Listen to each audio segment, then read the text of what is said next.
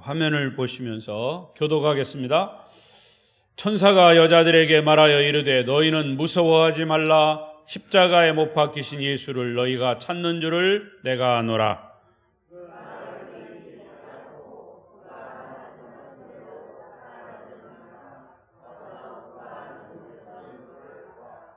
또 빨리 가서 그의 제자들에게 이르되 그가 죽은 자 가운데서 살아나셨고, 계속입니까? 7절 너희보다 먼저 갈릴리로 가시나니 거기서 너희가 배우리라 하라. 보라, 내가 너희에게 일렀느니라 하거늘.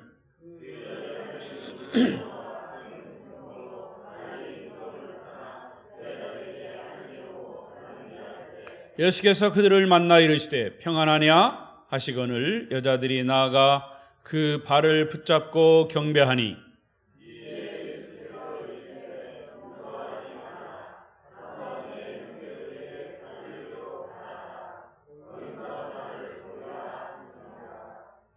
여자들이 칼대 경비병 중 몇이 성에 들어가 모든 일을 제 제상들에게 알리니,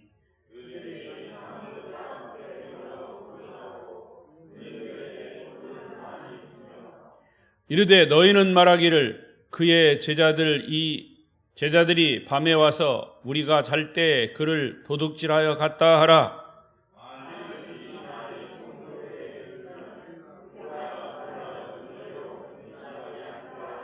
다 같이 읽습니다. 군인들이 돈을 받고 가르친 대로 하였으니 이 말이 오늘날까지 유대인 가운데 두루 퍼지니라. 아멘. 15절까지 봤습니다. 이제 마태복음 제일 마지막 부분, 그러면서도 가장 중요한 부활의 부분 말씀, 오늘 이 말씀이 여러분에게 큰 은혜가 되시기를 바랍니다.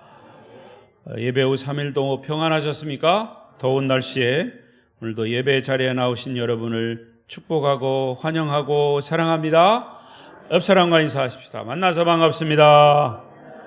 잘 오셨습니다. 은혜 많이 받으세요.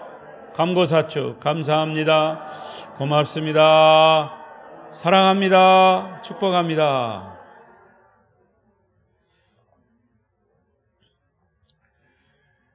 오늘도 이 영상으로 예배하시는 분들 가운데도 하나님의 크신 은혜가 말씀으로 임하시기를 바랍니다. 자, 오늘 말씀의 주제는 부활하신 주님의 메시지입니다. 많이 들어온 말씀이에요. 부활절 때마다 들어온 말씀이에요. 오늘도 이 말씀 속에서 또 새로운 주님이 주시는 메시지를 들으시기를 바랍니다. 동일한 메시지도 똑같은 시간에 같은 말씀을 전하더라도 은혜를 받는 사람은 다 다르게 받아요. 그러니까 여러분 마음을 열고 오늘 주시는 주님의 말씀이 무엇인가, 특히 부활하신 주님의 말씀이 무엇인가를 귀담아 들으시면서 성령님의 그 은혜가 여러분에게 임하시기를 기대하시기를 바랍니다.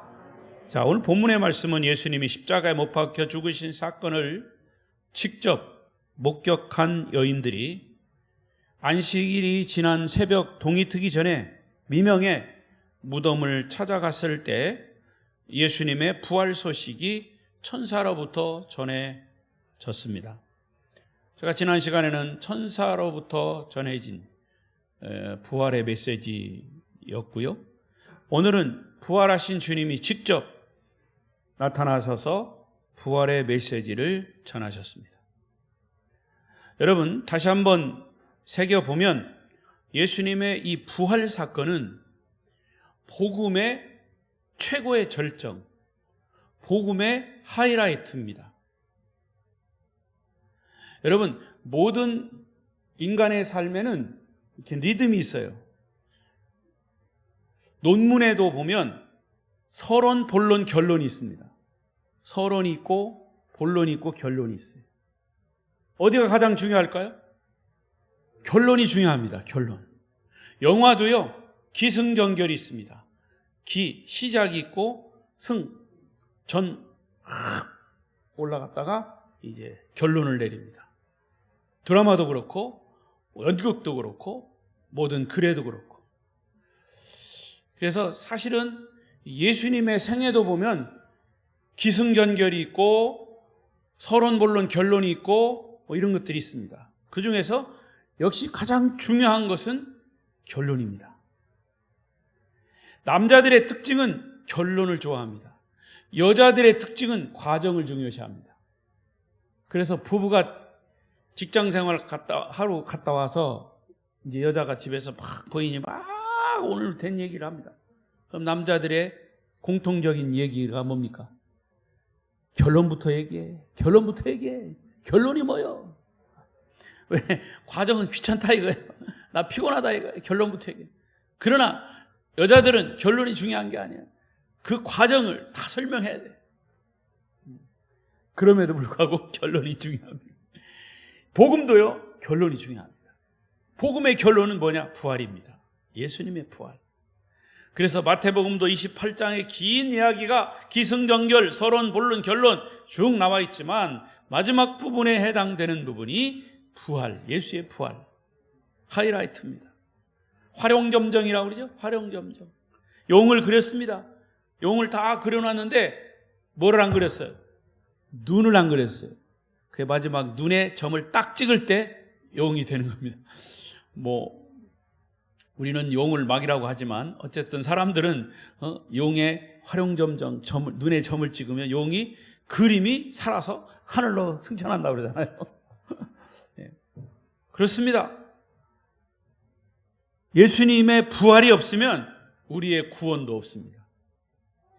예수님의 부활은 그 어느 것과 비교할 수 없는, 어떤 종교와도 비교할 수 없는 그런 엄청난 사건입니다. 자, 5절 이하 7절까지의 내용을 다시 한번 읽어보겠습니다. 큰 소리로 시작. 천사가 여자들에게 말하여 이르되 너희는 무서워하지 말라. 십자가에 못 박히신 예수를 너희가 찾는 줄을 내가 아노라. 또 빨리 가서 그의 제자들에게 이르되 그가 죽은 자 가운데서 살아나셨고 너희보다 먼저 갈릴리로 가시다니 거기서 너희가 배우리라 하라. 보라, 내가 너희에게 일렀느니라 하거늘. 7절 서두에 보면 빨리 가서 전하라. 빨리 가서 부활 소식을 전하라. 여러분, 부활 소식은 그 어떤 소식보다도 빨리 아주 급하게 전해야 할 소식입니다. 여러분, 왜 빨리입니까? 왜 급해야 합니까? 왜 빨리, 무슨 소식이든 왜 빠르게 전해야 합니까? 왜 급하게 전해야 합니까? 두 가지 이유 때문에. 하나는 중요하기 때문에, 하나는 기회를 놓치면 안 되기 때문에. 목사님 무슨 소리입니까? 2000년 동안 부활 소식을 전했는데, 여러분, 빠르지 않다고 생각하실지 몰라도 사실은 빨라요. 이제 마지막 결론이, 이 세상의 결론이, 이 세상의 종말이 얼마 안 남았어요. 그럼 어떻게 해야 돼요?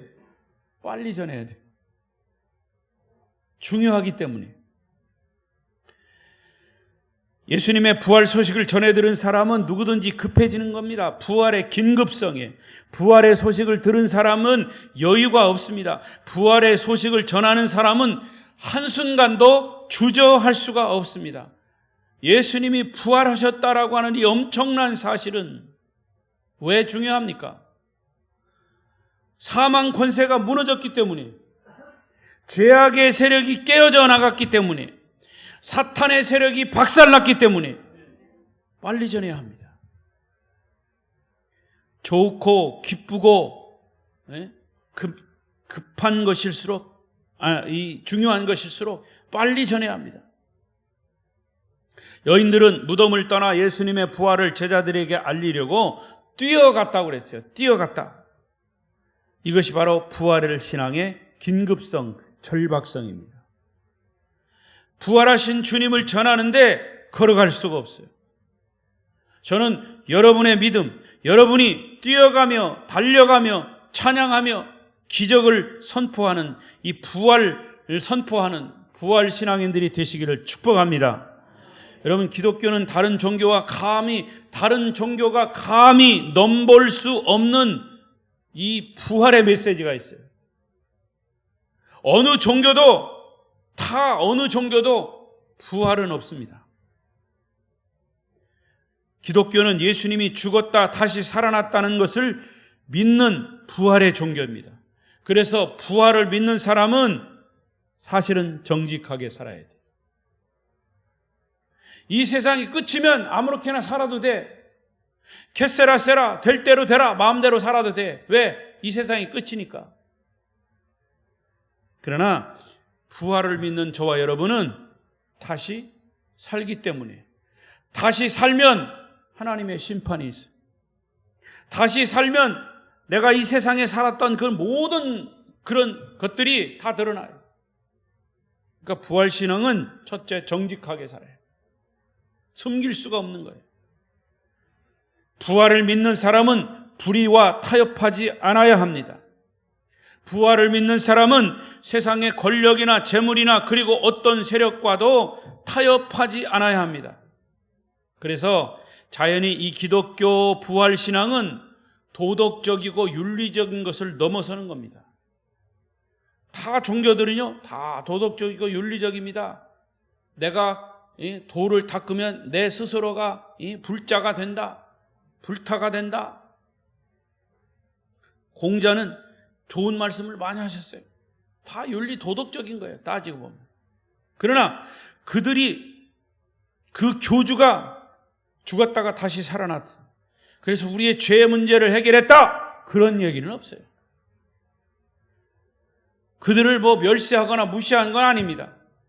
그러나 설사 비교해봐도 우리 인간의 가장 중요한 죄의 문제를 해결하는, 이것을 해결한 예수님은 다른 종교와 비교할 수가 없어요. 왜? 부활하셨기 때문에.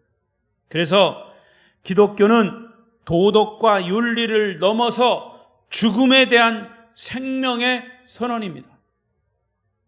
절망에 대한 소망의 선언입니다. 아멘 소리가 땀나게 해야 돼요, 오늘은. 예? 여러분, 무슨 얘기인지 알고 듣고 계십니까?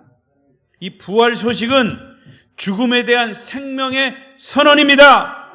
절망에 대한 소망의 선언입니다. 정신 차려야 하셔야 돼요. 현재에 대한 영원한, 앞으로의 영원한, 끝이 없는 영원한 선언입니다. 지옥에 대한 천국의 선언입니다. 이거보다 더 위대한 선언이 어디 있어요? 부활 선언은, 부활 복음은 죽음에 대한 생명이요, 절망에 대한 소망이요, 현재에 대한 영원함이요, 지옥에 대한 천국의 선언이다.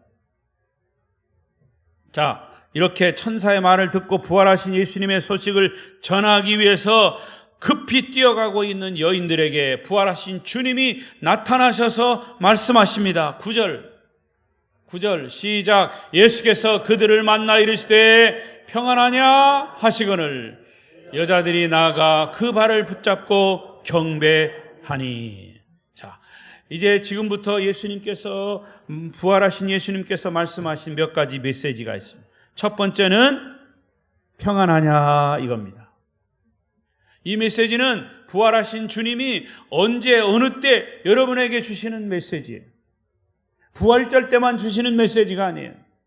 부활하신 주님은 영원히 살아계신 분이요, 오늘도 여러분에게 평안하냐, 평안이 그대에게 있을지어다, 이런 말씀이에요.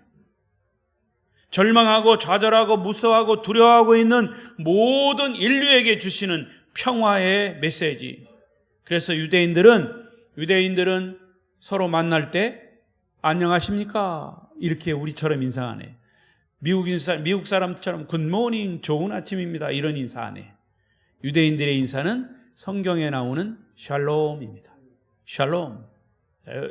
여러분, 옆 사람과 조금 부드럽게 한번 인사해 봅시다. 샬롬. 샬롬. 샬롬. 내 인사를 듣고 상대방이 평화로워야 돼요. 예. 이 한국말이 발음을 잘못하면 이상한 욕이 될 수 있어요. 샬롬. 이거는 유대인의 팍스, 로마의 팍스가 아니라 유대인의 팍스. 이 평화라고 하는 이 평화는 영어의 peace와 또 달라요. peace라고 하는 평화 또 달라요. 이 평화는 이 세상 그 어느 누구도 꺾을 수 없는 사단의 세력, 죽음의 세력을 깨트린 그런 부활의 평화입니다. 여러분, 우리가 가장 두려워하는 것이 뭐예요? 죽음입니다. 이 죽음의 세력을 깨트렸습니다. 거기에서 오는 평화예요. 여러분, 죽음, 진짜 죽음, 여러분 믿음을 가지고 성경을 볼 때 죽음만 여러분 마음속에 해결됐다면 이 세상 무서울 것도 없고 그게 진정한 샬롬입니다. 할렐루야! 이 세상에서 제일 무섭고 두려운 사망 권세를 무너뜨리신 예수, 그 예수님이, 부활하신 예수님이 우리에게 말씀하시는 거예요. 평화를 말씀하시는 거예요. 이제 너희는 나로 인해서 평화를 얻을 수 있다. 전쟁도 고난도 이제 끝났다. 이제 너희 눈물을 닦아주고 다시는 고통도 애통하는 것도 없는 새하늘과 새 땅, 신천, 신지의 평화를, 축복을 너희에게 주리라. 너희에게 평안이 있을지어다. 샬롬. 주님 말씀하세요. 부활하신 주님. 그래서 이 평화는 세상에서 얻는 전쟁을 승리한 평화도 아니고 정치적으로 얻은 평화도 아닙니다. 오직 하나님이 주신 평화입니다. 육신의 쾌락이나 어떤 지위로 물질적인 만족감으로 얻어지는 평화가 아닙니다. 그것은 예수 그리스도로 말미암은 부활의 평화인 줄로 믿습니다. 평화, 평화로다. 하늘 위에서 내려오네.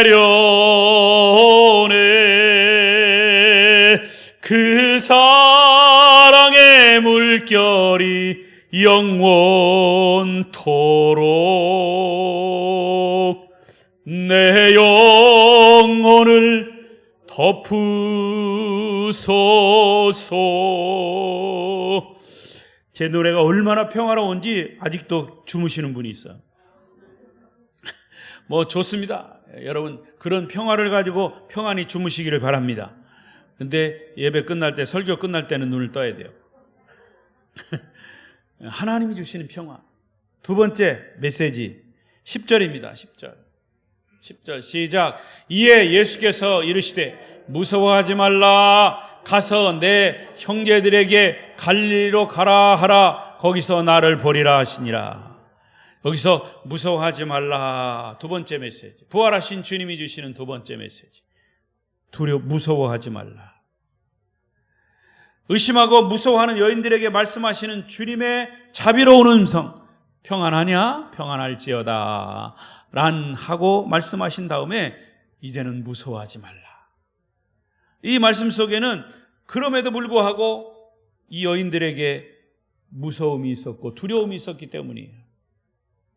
오늘 이 메시지는 바로 저와 여러분에게 부활하신 주님이 주시는 메시지임을 믿으시기 바랍니다. 여러분, 아직도 지금 전 세계는 코로나 바이러스 때문에 공포와 두려움에 쌓여 있습니다.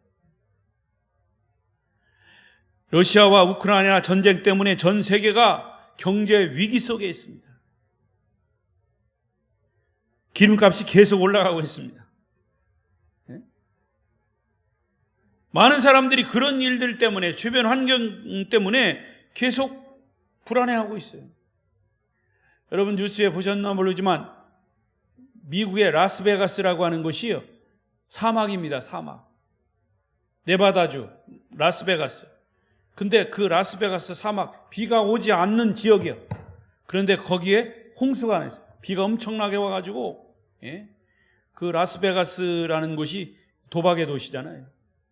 미국에서 허락한 도박의 도시. 그 좋은 건물, 저도 가봤어요. 엄청난 건물들이 있어요. 그 속에 사람들이 다 도박, 빠칭코 막 이런 거, 도박, 천지요. 그걸 법적으로 허용했어요.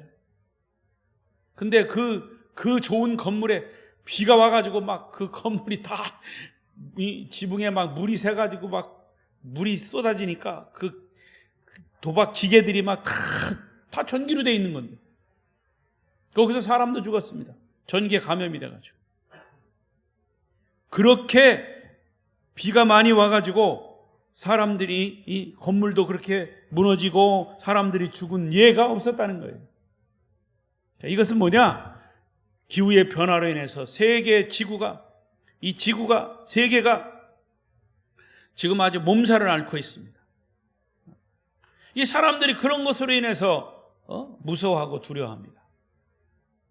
남극의 빙하가 자꾸 녹아내리니까 물이 많아지니까 바닷물이 높아지니까 육지가 막 덮이는 겁니다. 이런 근심들, 두려움이 있다는 거예요. 그러나 부활하신 주님은 우리에게 두려워하지 말고 무서워하지 말라 이렇게 말씀하셨어요. 무엇 때문입니까? 역시 말씀드린 대로 죽음의 권세를 이기셨기 때문에. 주님을 믿는 우리는 죽어도 다시 살 것입니다.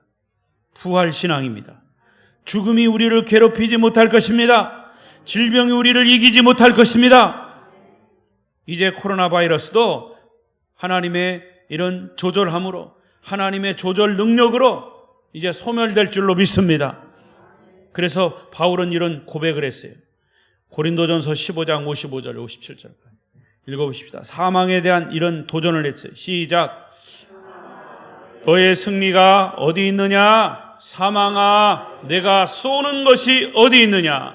사망이 쏘는 것은 죄요, 권능은 율법이라. 우리 주 예수 그리스도로 말미암아 우리에게 승리를 주시는 하나님께 감사하노니.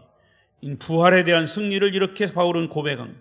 사망아, 너의 승리가 어디 있느냐? 무슨 말이에요? 사망아, 너는 누구를 이길 수 있냐? 네가 부활하신 예수님을 이길 수 있냐? 부활을 믿는, 부활의 예수를 믿는 나를 이길 수 있냐? 그 말이에요. 네가 쏘는 것이 뭐냐? 사망이 쏘는 것, 사망이 이길 수 있는 것은 뭐다? 죄란 얘기예요. 죄의 권능은 율법이란 얘기죠. 율법은 죄를 지적하는 겁니다. 율법은 죄를 정죄하는 겁니다. 그러나 죄는 정죄해가지고 고쳐질 게 아니고 죄는 용서해야 고쳐집니다. 용서는 무엇으로 고쳐졌습니까? 무엇으로 해결됐습니까? 부활로 해결된 거예요. 예수 그리스도가 우리를 위해 십자가에 죽으심과 부활하심으로 우리의 죄가 용서된 거예요. 죄의 문제를 한 방에 해결하셨어요. 그게 부활입니다. 그러니까 바울은 이렇게 확신에 찬 고백을 한 거예요. 여러분, 지금 여러분의 생활이 아직도 위축되어 있습니까? 코로나 때문에 위축되어 있습니까? 전쟁이 언제 끝날지, 경제가 언제 풀릴지 위축되어 있습니까? 걱정하지 마십시오. 그렇다고 우리가 굶어 죽진 않아. 여러분이 경제 걱정해가지고 굶어 죽진 않아. 네.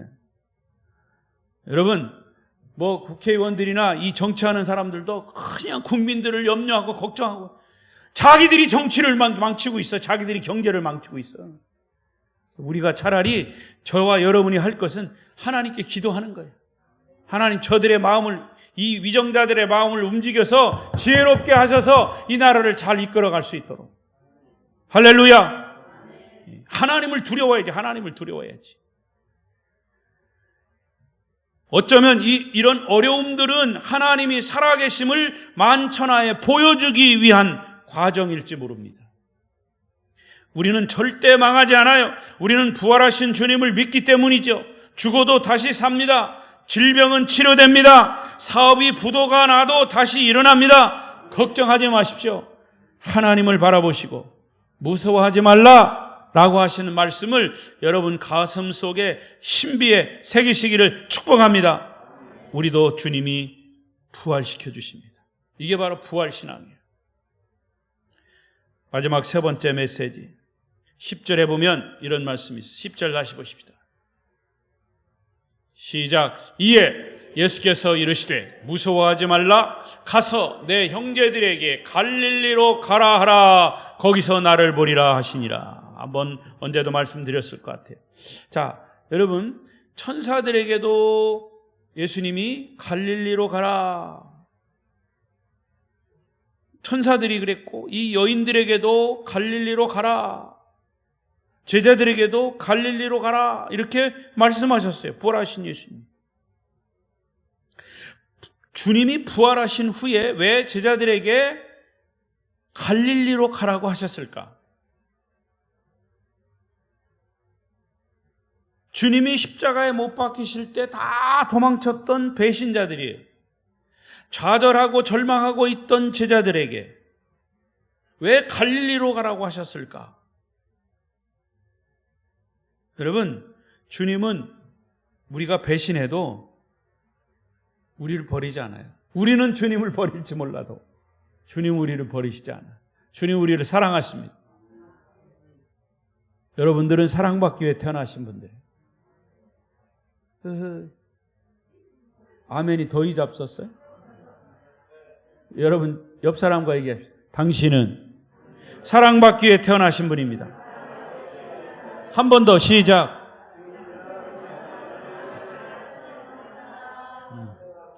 그렇습니다. 왜 그러냐? 오늘 본문의 말씀이 그렇게 나와 있어요. 갈릴리로 가라라고 하는 것은, 이 갈릴리라고 하는 곳이 뭐냐? 어디냐? 예수님이 처음 제자들을 훈련하시기 위해서 불렀던 곳이에요. 예수님. 3년 전에 사랑하는 제자들을 그렇게 무지하고 영적으로 훈련되지 않았던 오합지졸과 같은 제자들을 불러서 훈련시키던 곳이 갈릴리였습니다. 자, 여기 갈릴리라고 하는 뜻이 나와 있죠? 한번 읽어봅시다. 이 갈릴리라고 하는 원어의 뜻이 이런 뜻이 있어요. 시작. 하나님의 뜻에 자발적으로 순종하여 훈련받아서 하나님의 뜻을 성취하는 곳. 이게 갈릴리라고 하는 뜻이에요. 지금도 갈릴리 호수가 있고 갈릴리 바다가 있어요. 갈릴리.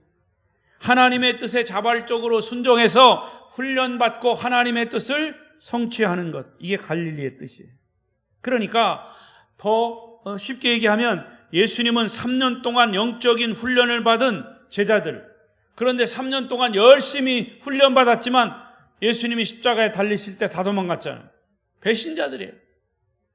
그런데 사실은 예수님 부활하신 후에 다시 한번 그 제자들을 찾으신 거예요. 이 여인들에게도 이야기한 거예요. 제자들을 만나거든 갈릴리에서 만나자고 하자. 갈릴리로 오라 하라. 왜 갈릴리로 오라 하냐?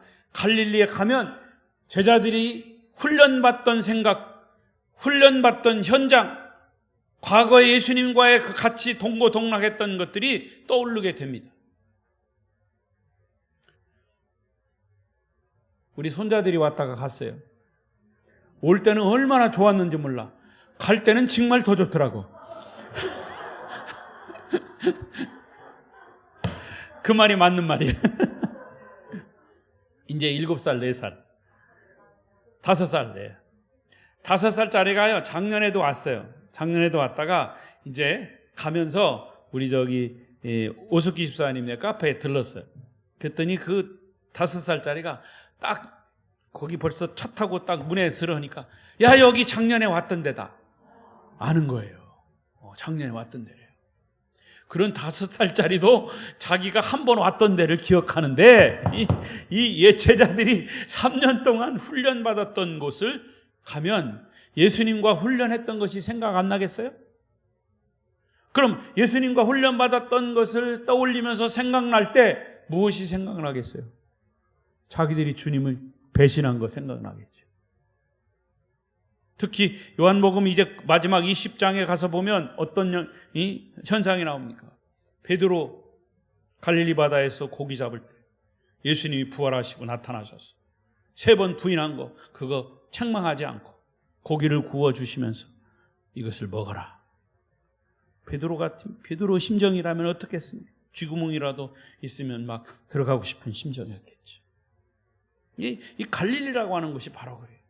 하나님의 뜻에 이제는 자발적으로 다시 한번 순종해서 그 훈련받은 것을 기초로 해서 이제 신앙의 끈이 풀렸으면 다시 신앙의 끈을 다시 조여라. 이 부활이라고 하는 엄청난 사건을 그동안 받은 3년 동안의 그 기초를 근거로 해서 부활이라고 하는 엄청난 사건을 플러스함으로 이제 완벽한 부활 복음의 증인 다시 세우기 위해서 갈릴리로 부르신 겁니다. 할렐루야. 여러분, 그래서 사도행전에 보면요, 유심히 보면 사도들이 복음을 전할 때 부활 복음을 전했다. 부활자가 꼭 들어가요. 저도 그것도 유심히 보지 못했는데 한참 만에 그렇게 어떤 말씀을 듣고 그 말씀을 다시 보니까, 사도행전을 다시 보니까 정말 부활 복음이더라. 부활 복음. 복음은 물론 거기 십자가도 들어있고 복음도 다 들어있지만 분명한 부활 복음. 십자가까지만 하면 반쪽 복음이에요. 부활까지 가야죠. 갈릴리로 오라. 여러분, 혹시 신앙의 끝만 간신히 붙들고 있는 분은 없습니까? 어려운 삶의 환경 때문에 믿음이 시들지는 않았습니까? 아직도 믿음의 확신이 없는 분들은 주님은 이렇게 말씀하시죠. 갈릴리로 와라. 거기서 나를 보리라. 이제 내가 너에게 부활의 복음을 보여주겠노라. 부활 신앙으로 너희를 거듭나게 하겠노라 라고 초청하시는 거예요. 부활하신 주님은 우리를 갈릴리로 부르십니다. 언제라도 갈릴리로 부르십니다. 내가 거기서 너를 기다리겠노라. 주님은 우리의 좌절, 우리의 원망, 불평을 원하시지 않습니다. 실패하고 낙심한 우리에게 용기를 주시고 회복을 원하시는 것이죠. 부활의 복음을 접함으로, 부활하신 주님을 만남으로 여러분의 모든 근심, 걱정이 다 완벽하게 해결되시기를 축복합니다. 믿음을 회복하기 위한 갈릴리, 신앙의 좌절감에 빠져서 신앙을 잃어버린 분이 있다면 처음 은혜 받은 그때가 믿음을 회복하기 위한 갈릴리입니다. 그곳으로 다시 돌아가십시오. 그곳에서 주님께 받은 첫사랑을 회복하십시오. 그곳이 기도의 동산이면 기도의 동산에서 다시 무릎을 꿇으십시오. 그 기도의 갈릴리에서 예배를 등한히 했던 사람이면 예배를 생명처럼 여기시며 그 예배를 받았던 그 갈릴리에서, 예배의 현장에서 여러분의 믿음을 회복하십시오. 주님이 여러분을 부르셨던 그곳이 믿음의 고향이며 갈릴리인 것이죠. 여러분의 신앙이 다시 부활하시기를 축복합니다. 이제 결론으로, 이런 상황에서도 예수님의 부활 소식을 듣고 반응하는 사람들이 있습니다. 그들은 대제사장과 장로들이에요. 읽지는 않겠습니다. 11절부터 13절을 쭉 보니까 이 대제사장들과 장로들은 부활의 엄연한 사실을 받아들일 수가 없었습니다. 그들이 예수님을 고발해가지고 예수님을 십자가에 못 박아 죽였잖아요. 그리고 이제 돌 무덤을 다 봉인하고 경비병을 세워서 지키게 하고, 사실은 지난번에 말씀드린 것처럼 그들이 평소에 들었던 그 부활, 예수님의 부활에 대한 것을 알고 있었기, 지식적으로도 알고 있었고, 혹시 예수님이 부활할지도 모른다라고 하는 불안함 때문에 예수님을, 이 무덤을 그렇게 지켰던 거죠. 그런데 예수님이 부활하신 이후에도 그들은 이런 술수를 쓰고 있습니다. 진실을 감추고 왜곡하려고 했습니다. 이것이 인간의 악한 마음이에요. 여러분, 불신앙은 사실이 아니기 때문에 안 믿는 것이 아니라 사실이어도 안 믿는 것이 불신앙이에요. 자, 제가 다시 또 얘기할게요. 미신은 뭐라고 그랬어요? 진리가 아닌 것을 믿는 것이 미신이요. 불신앙은 뭐예요? 진리인 것을 믿지 않는 게 불신앙이에요. 신앙은 뭐예요? 진리를 진리로 믿는 것이 신앙이에요. 자, 이 세 가지 한번 해보세요. 시작.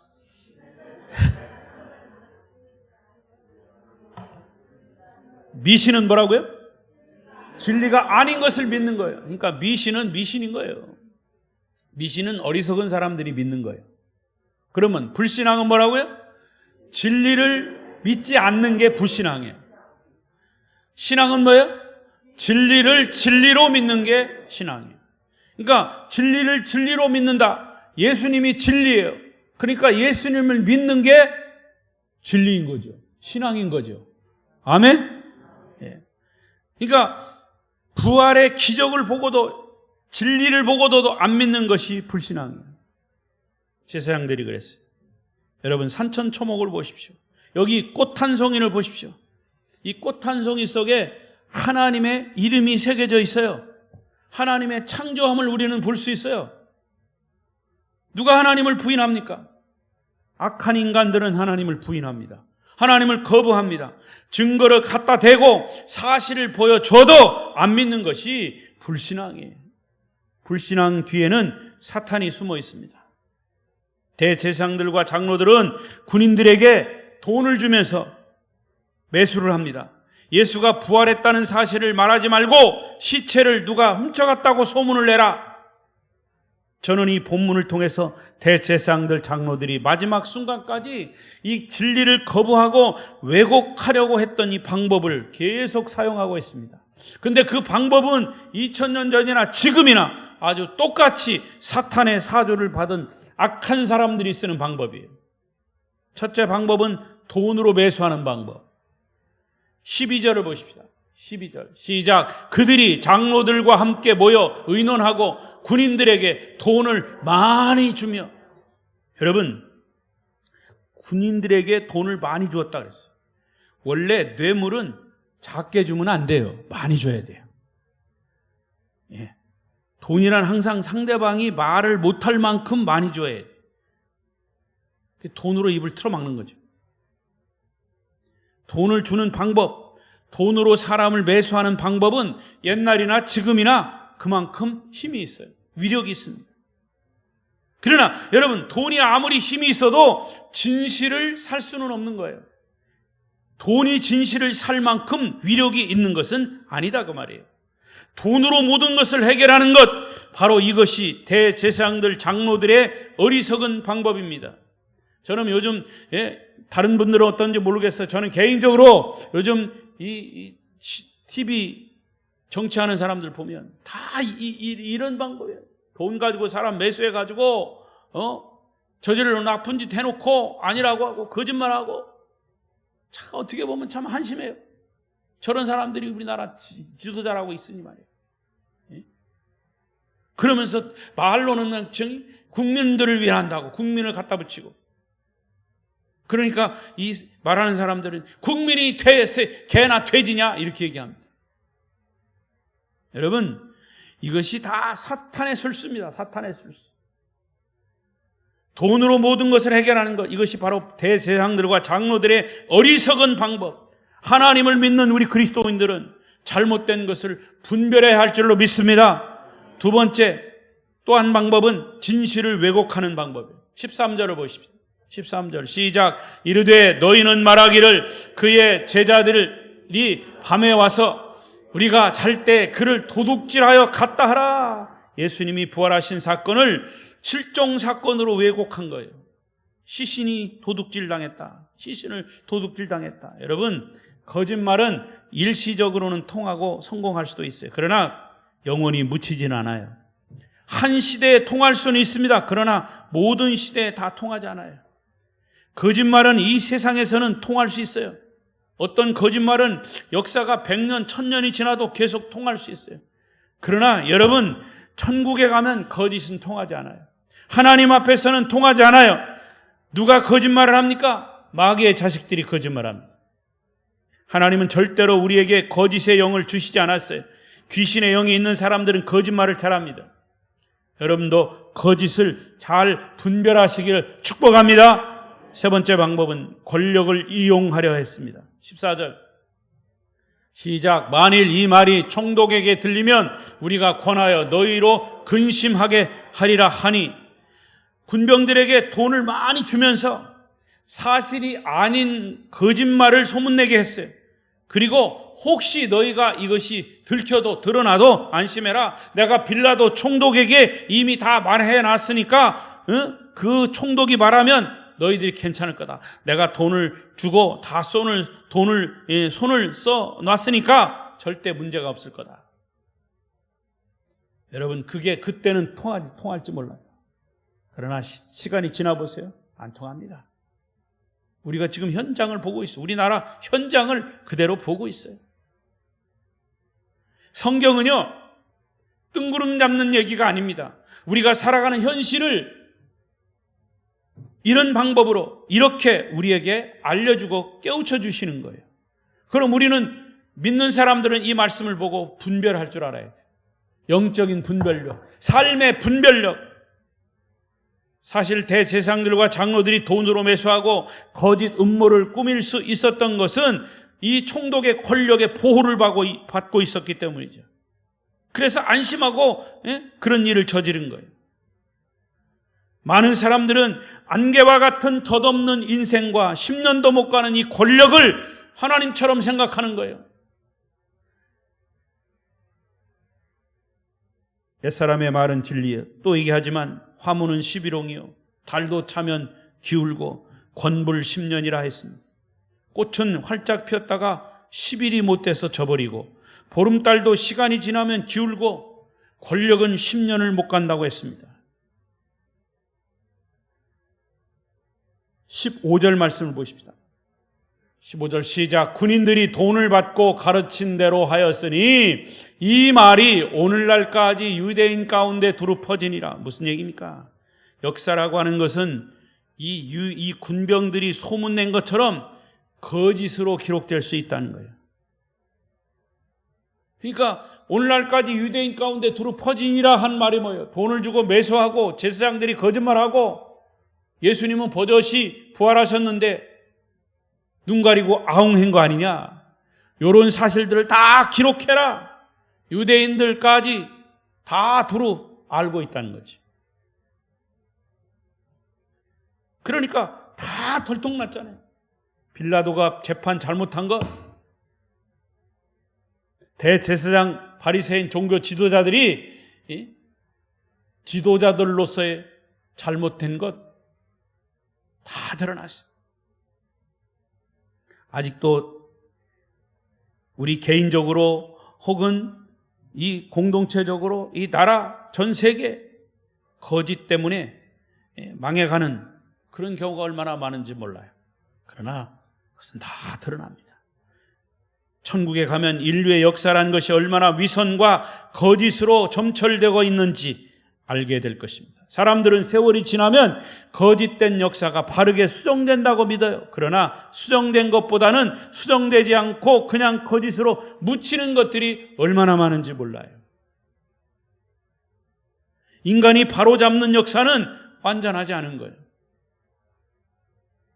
왜냐하면 인간은 죄의 역사 속에 살고 있기 때문에, 잘못된 역사들이 계속 진행되고 있기 때문에.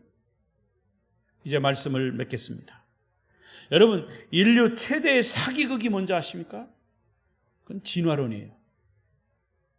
원숭이가 진화되어 사람이 됐다는 것이 진화론의 핵심입니다. 안타까운 것은 사람들은 진화론을 역사적인 사실로 받아들이고 있어요. 진화론자는 논문을 쓰고 사람들을 설득하기 위해서 별 결과들을 다 냅니다. 그리고 사실은요, 우리가 학교에서 배운 게 진화론입니다. 그리고 이 세상은 진화론의 배경을 가지고 있어요. 그러니까 우리는 진화론을 나도 모르게 그냥 익숙하게 알고 그대로 가고 있는 거예요. 창조론은 어디서 얘기하냐? 성경에서만 얘기하는 거예요. 그러니까 성경에서만 얘기하는 창조론을 사람들이 받아들이지 않습니다. 창조처럼 과학이 없는데도 불구하고. 그래서 우리 신앙의 가정에서 자란 자녀들이 헷갈리는 거예요. 교회 가면 하나님이 창조했다고 그러고 학교 가면 진화론을 가르치고 있으니까. 근데 학교에서 진화론 가르치는 것과 교회에서 창조론 가르치는 것과 어떤 것이 분량이 많습니까? 어떤 것이 계속 머리에 입력이 되겠습니까? 그럼에도 불구하고 분명한 사실은 하나님이 이 세상을 창조하셨다는 사실입니다. 할렐루야. 아무리 그렇게 진화론이 사기쳐도 그런 사실은 드러납니다. 진리는 드러나게 되어 있습니다. 그리고 또 하나의 사기는 뭐냐? 무신론이에요. 무신론은 하나님이 없다고 믿는 것이죠. 그러나 그것은 사실이 아니죠. 여러분 잘 아시는 프랑스의 시인 볼테르는 무신론자예요. 그가 어떤 얘기로 유명했냐? 앞으로 100년 안에 이 세상에서 성경은 다 사라지고 없을 것이다. 그가 살아있을 때 그런 얘기를 했어요. 그럼 성경이 사라졌습니까? 시간이 가면 갈수록 성경은 이 세계 최고의 베스트셀러입니다. 해마다 성경은 많이 팔리고 있어요. 없어지지 않았어요.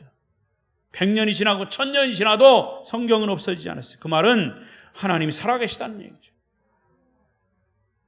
그런데 재미난 것은 그가 볼테르가 죽은 후에 볼테르의 그 집이 성경을 인쇄하는 성서 공회가 되었다는 사실, 얼마나 아이러니한 일입니까? 여러분이 믿든 안 믿든 하나님은 살아계십니다. 안 믿든이라고 하는 말을 해서 죄송합니다. 여러분 모두는 다 하나님 살아계신 것을 믿으시죠? 여러분이 믿든 안 믿든 태양은 존재하는 겁니다. 태양이 없다고 아무리 소리쳐도 태양은 내일 아침에 다시 뜨는 것이 진실입니다. 저희 자녀들이 이제 기차 타고 와가지고 저기 나주까지 데려다 주고 왔어요. 여기서 출발할 때 비가 막 소나기가 막 캄캄한 어둠처럼 먹구름이야. 비가 막 쏟아지는. 야, 이거 나주까지 이렇게 가려면 큰일 났다 했는데 웬걸 영하암쯤 가니까 막 햇빛이 막 떼가지고 제가 그걸 순간적으로 느끼면서 우리 사람들은 자꾸 현실만 보고 얘기하는 거구나. 먹구름이 꼈을 때는 태양이 없는 것처럼, 그러나 또 햇빛이 나오면 태양이 있구나. 여러분, 우리가 어떤 고난이 오고 역경이 올 때 우리는 하나님이 없는 것처럼 보여요. 그러나 하나님 버젓이 살아계십니다.